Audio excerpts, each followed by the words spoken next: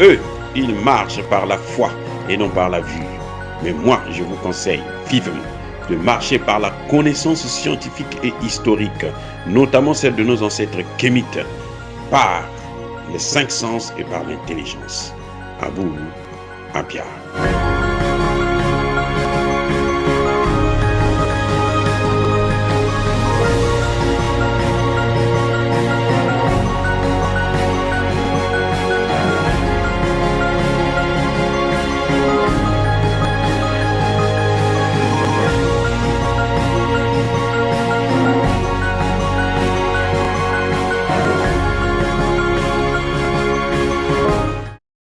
Otep à tous, bienvenue sur la chaîne des panafricanistes par essence, par conviction et par excellence. Celle des citoyens kémites par nécessité et obligation de combat. Nous sommes une chaîne qui n'est guidée que par nos ancêtres et rien que par les ancêtres qui appartiennent à l'égrégore du monde noir. Par conséquent, nous ne croyons en aucun Dieu venu de l'étranger. Toutefois, cette vidéo n'est aucunement destinée à inciter à la haine ou à la violence, car nous menons un combat qui est d'abord et avant tout spirituel, intellectuel et démocratique. Ensuite, il est politique, géopolitique et géostratégique. Contre l'impérialisme, le colonialisme, le néocolonialisme et l'endocoloniat, qui sont tous qualifiés de crimes contre l'humanité. Nous menons ce combat sur la base du principe fondamental que nous avons hérité de nos ancêtres kémites, qui est celui de la Mahat, c'est-à-dire solidarité, vérité et justice. Vous êtes donc en droit de connaître la vérité et nous avons l'obligation de vous dire la vérité, rien que la vérité, afin que justice soit rendue au continent africain. Et ça, c'est notre modeste contribution dans cette noble lutte en faveur de la souveraineté, la dignité, la solidarité et l'unité africaine. C'est exactement ça que nous appelons le panafricanisme. Bien-aimés frères et sœurs, pourquoi Emmanuel Macron est allé en Chine accompagné de Ursula von der Leyen? Eh oui, bonne question.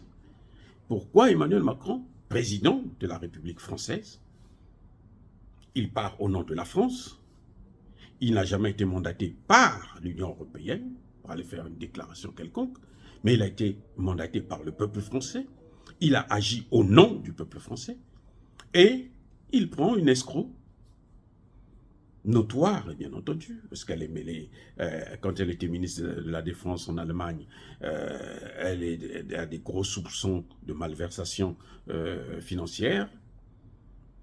Après, à l'Union européenne, la gestion de du Covid aussi, elle est mêlée dans des histoires alors complètement louches.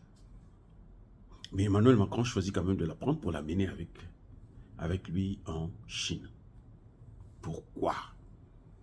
Qu'est-ce qui a motivé Emmanuel Macron de prendre Ursula von der Leyen et puis l'amener avec lui dans ses valises en Chine? Oui, ils n'ont pas emprunté le même vol, c'est clair. Emmanuel Macron a pris le vol de la République française et elle est allée comme un vulgaire passager.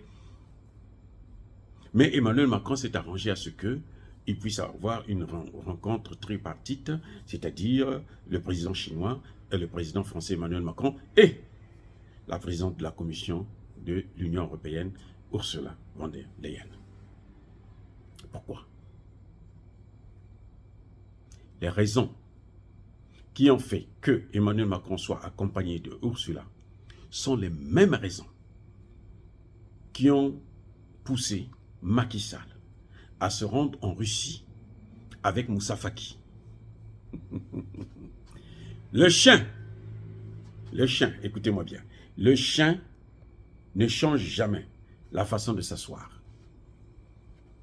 Ah oui, vous allez faire tout ce que vous voulez, le chien ne changera pas sa façon de s'asseoir.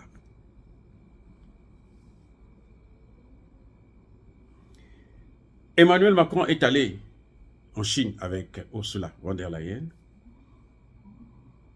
Macky Sall est allé en Russie. Vous vous souvenez, pour aller négocier le blé en Russie, en faveur, soi-disant, de l'Afrique. Mais il n'avait pas été mandaté par les présidents africains. Oui, il est le président de l'Union africaine. C'est la seule différence avec Emmanuel Macron, qui n'est pas le président de l'Union européenne. Mais il est allé avec le président de la Commission de l'Union africaine, c'est-à-dire le secrétaire des chefs d'État africains. Et pourquoi? C'est ça qu'on appelle le manque de confiance. Les États-Unis ne font pas confiance en Emmanuel Macron. Les Européens n'ont plus confiance en Emmanuel Macron. Et l'Union européenne, qui avait mandaté Macky Sall, n'ont pas confiance en Macky Sall. Eh oui. Vous savez, lorsque les mêmes Européens ont envoyé l'autre rigolo de la Guinée-Bissau, Embalo Sissoko, en Russie aussi, ils ne l'ont pas envoyé accompagné du président de la commission de la CEDEAO. Il est allé seul. Mais Macky Sall, vous savez que depuis un certain temps, Macky Sall est en train de vaciller entre le bloc de l'Est et le bloc de l'Ouest. Il vacille. Il est en train de se chercher.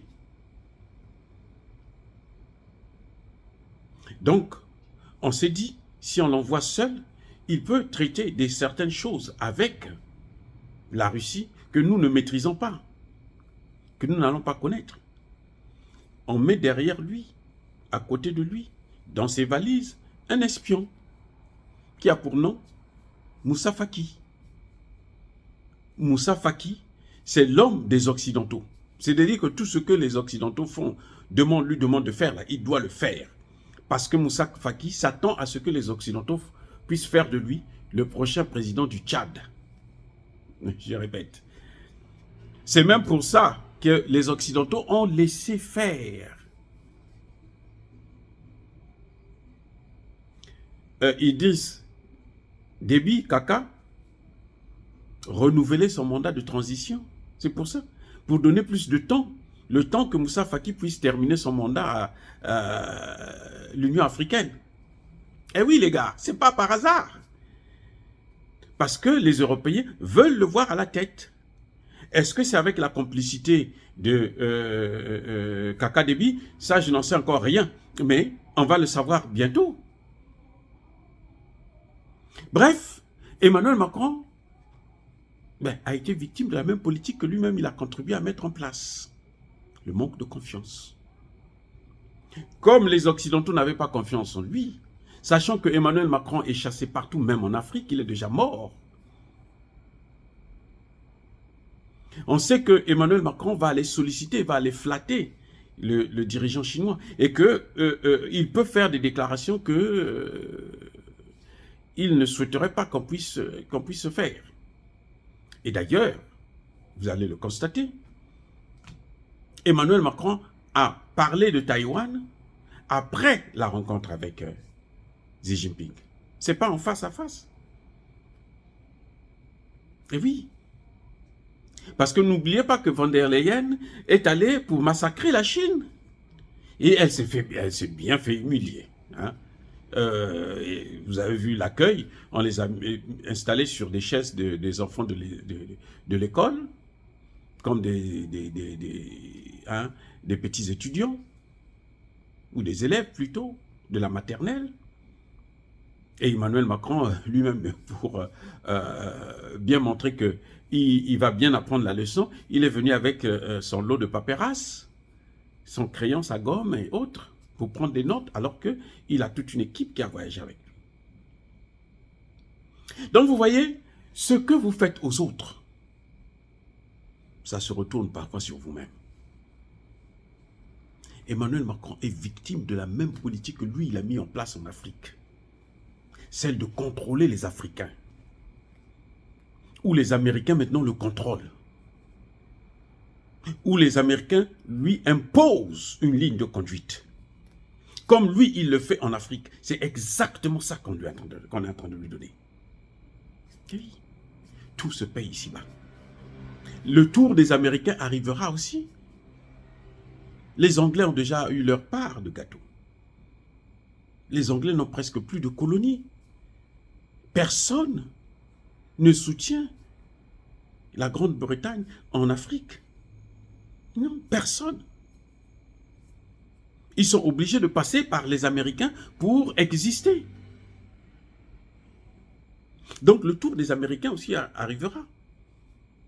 Déjà, on est en train de voir, la Russie est en train de les neutraliser militairement, montrer que non, ils ne valent rien.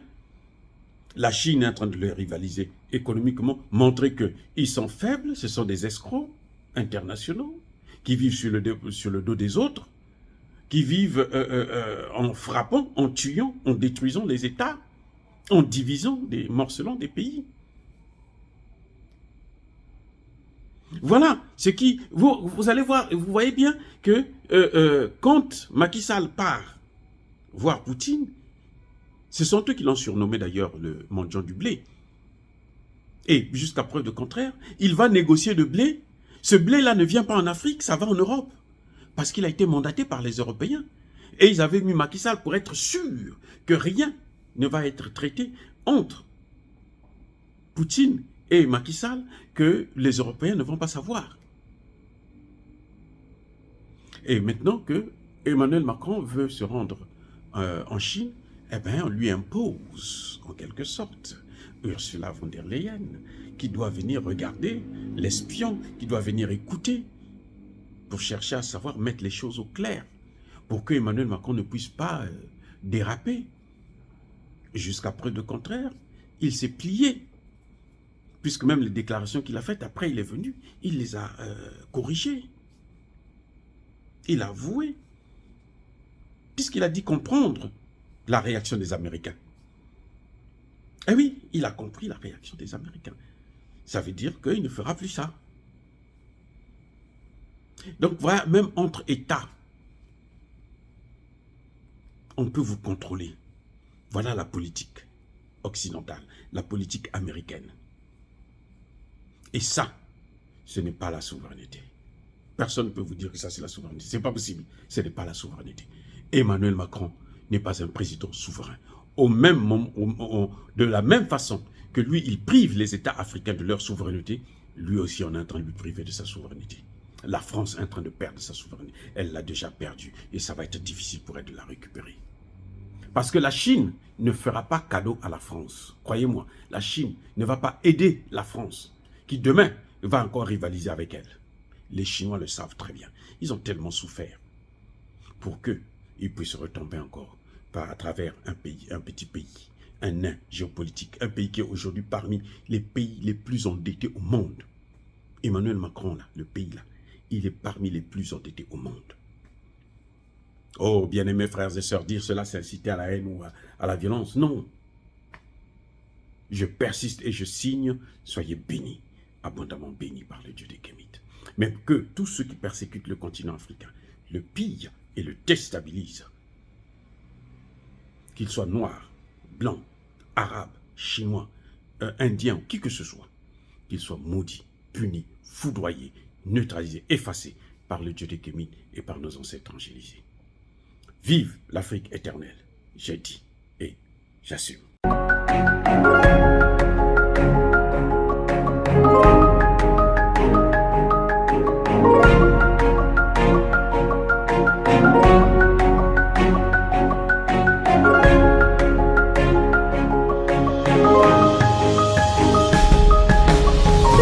Bien-aimés frères et sœurs, vous connaîtrez la vérité et la vérité vous affranchira. Ça, c'est pas moi qui le dis, c'est la Bible qui le dit. Mais moi, je vous dis mieux.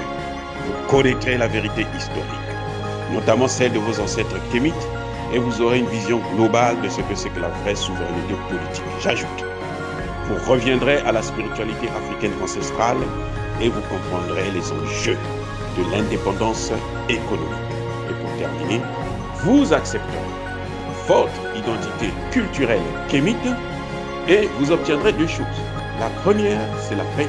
La seconde, c'est le développement, à une condition. L'unité de toute l'Afrique noire, l'unité de tous les Noirs du monde entier.